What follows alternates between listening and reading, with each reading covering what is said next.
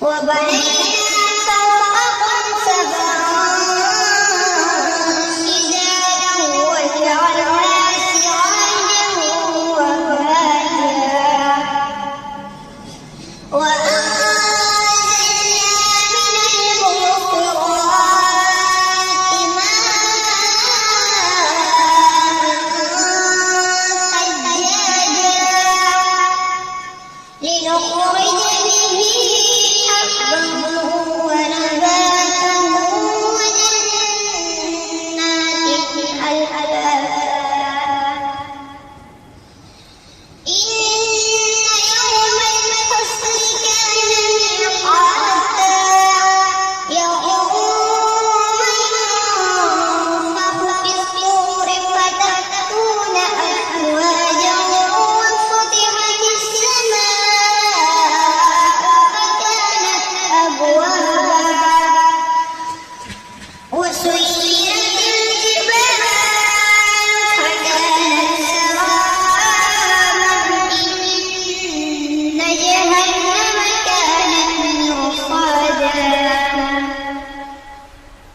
للطاغين مآبا لابثين فيها أحقابا لا يذوقون فيها بردا ولا شرابا إلا حميما وغساقا جزاء وفاقا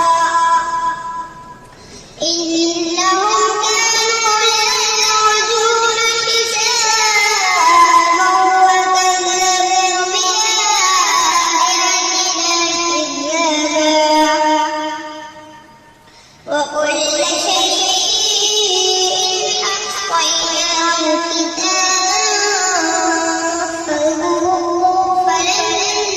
نزيدكم إلا عذابا